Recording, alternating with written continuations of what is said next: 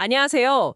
오늘 저희가 좀 깊게 파고들 주제는요. 요즘 정말 뜨거운 도쿄 럭셔리 부동산 시장입니다. 네, 안녕하세요. 전 세계 부호들이 왜 지금 도쿄로 몰려들고 있는 걸까요? 그게요. 마침 그 한국경제신문에 실린 글로벌 PMC 김용남 대표님 칼럼이 이 현상을 아주 잘 짚어주고 있더라고요. 네, 저도 봤습니다. 아주 시의적절한 분석이죠. 네, 그래서 오늘 이 자료를 바탕으로 도쿄 부동산 시장, 그 열기 속으로 한번 같이 들어가 보려고 합니다. 좋습니다. 도대체 뭐가 이렇게 시장을 달구고 있는지 그 핵심 동력을 한번 찾아보죠. 네, 그야말로 기록적인 가격들이 막 나오고 있어요. 그렇죠. 도쿄가 이제 단순한 주거 공간, 이걸 넘어서 글로벌 자본에게는 거의 안전 피난처 같기도 하고요. 아, 안전 피난처. 네, 그리고 또 매력적인 투자처로 확 떠오르고 있는 거죠.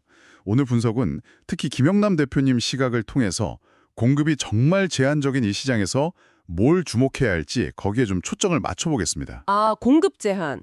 말씀하신 대로 가격부터가 정말 놀랍습니다. 네, 엄청나죠. 오모테산도에 있는 펜트하우스가 최근 95억엔, 우리 돈으로 거의 900억 원에 거래됐다고요. 네, 맞습니다. 평당 최고가 기록이라고 하던데 평당 5천만 원이 넘는다는 거죠? 네, 그렇습니다. 2023년에 아자부다 힐스 펜트하우스도 200억엔에 거래됐었고요. 와, 이게 상승세가 어느 정도인 건가요, 그러면? 그 상승세가 정말 가파르다고 봐야 합니다. 그 자료에 따르면요, 지난 한 5년간 주요 프라임 부동산 가격이 50% 이상 올랐다고 해요. 5년에 50%요? 네. 근데 더 흥미로운 건 이게 팬데믹 이전에 분양했던 물건들 있잖아요. 네네. 그게 최근 완공되면서 그 원래 분양가 대비해서 50% 이상 프리미엄이 붙어서 재판매되고 있다는 점이에요. 와, 50% 프리미엄이요? 네. 일부는 평당 7천만 원 이상으로 추정될 정도라고 하니까요. 지금 2025년 현재도 평당 3천만 원, 4천만 원 이상 거래가 계속 이어지고 있고요. 정말 대단하네요. 그럼 왜 이렇게까지 가격이 치솟는 걸까요? 여러 요인이 있겠죠? 맞습니다. 이게 딱 한 가지 이유라기보다는 몇 가지 핵심 동력들이 이렇게 맞물려 돌아가는 거죠. 네. 우선 그 시장 자체의 좀 특수성인데요. 말씀하신 것처럼 팬데믹 전에, 그러니까 자산 인플레이션 전에 낮은 가격으로 사전 판매된 물량들이 꽤 있었어요. 아, 미리 팔았던 거군요. 네, 그게 이제 현재 시장 가격하고 큰 차이를 보이면서 프리미엄을 형성하는 거고, 동시에 또 토지비나 건축비 자체가 워낙 급등하니까 신규 공급 가격도 막 밀어 올리는 거죠. 아, 비용 상승도 크군요. 거기에 또 수요 측면의 변화도 큰 것 같아요. 외국인 투자자 비중이 5년 전에는 한 21%였는데 지금은 27%까지 늘었다고요. 네, 맞습니다. 싱가포르, 홍콩, 한국 같은 아시아 자본은 물론이고 북미, 유럽 자본까지 들어오고 있어요. 확실히 도쿄의 위상이 달라진 느낌인데요. 그렇습니다.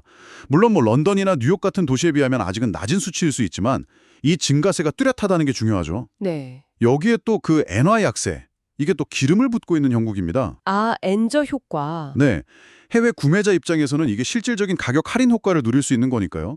굉장히 매력적인 진입 시점인 셈이죠. 그렇죠. 이게 또 크게 보면 글로벌 자금이 좀 안전하면서도 상대적으로 저평가된 자산을 찾는 그런 흐름하고도 딱 맞아떨어집니다. 그렇군요. 그리고 일본 내부의 부유층, 그 고액 자산가라고 하죠. UHNWI, 네, UHNWI. 순자산 수백억 원 이상 가진 분들, 이분들이 늘고 있다는 점도 중요하겠네요. 도쿄에만 6,500명 이상이고 매년 10% 넘게 증가할 거란 예측도 있다면서요. 네, 바로 그 점입니다. 이 초고액 자산가들이나 외국인 투자자들이 도쿄를 주목하는 이유가 이게 단순히 거주 목적만은 아니라는 거예요. 아, 다른 이유가 있군요. 네, 일본의 어떤 경제적, 사회적 안정성이나 높은 안전 수준, 또 문화적인 매력, 이런 것들 때문에 자산 보관처로서의 가치를 높게 평가하는 거죠. 자산 보관처요? 네, 실제로 과거에 토라노먼 타워나 롯본기 힐스 같은 사례를 보면 10년 동안 가격이 두세 배씩 뛰었거든요. 와, 그러니까 장기적인 자산 가치 상승에 대한 기대감도 상당히 크다고 볼 수 있습니다. 글로벌 불확실성이 커질수록 이런 안전자산 매력이 더 부각되는 거고요. 그렇겠네요. 그리고 결정적으로 아까 잠깐 언급하셨던 공급 문제. 이게 정말 심각한 수준인가 봐요. 네, 아주 심각합니다. 2030년까지는 고급 주택 신규 공급이 거의 없을 거라는 전망까지 나온다니. 이건 수요는 넘치는데 공급은 막혀 있는 거네요. 정확합니다.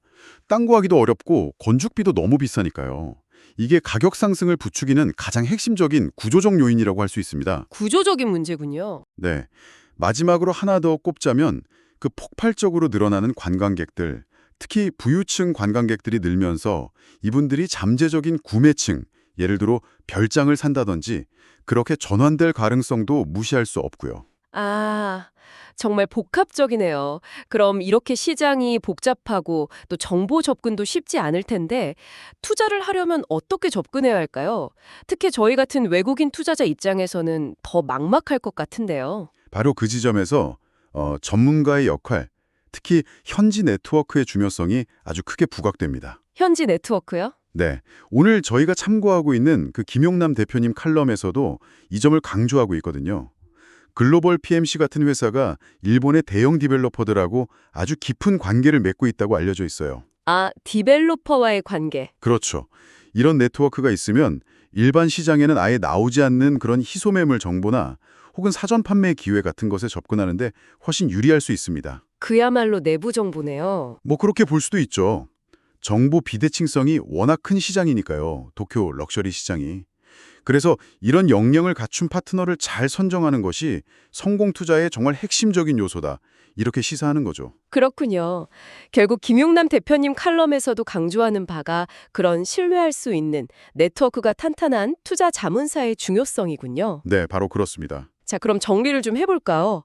초고액 자산가 증가, 외국인 투자 유입, 엔저 현상, 안전자산 선호 심리, 여기에 정말 극심한 공급 부족, 그리고 관광객 증가까지 와, 정말 여러 요인이 맞물려서 돌아가면서 도쿄 럭셔리 부동산 시장에 이런 이례적인 성장을 만들고 있는 거네요. 네, 맞습니다. 2030년에는 평당 가격이 막 5천만 원, 6천만 원까지 갈 수 있다는 예측도 있던데요. 네, 그런 전망까지 나오고 있죠.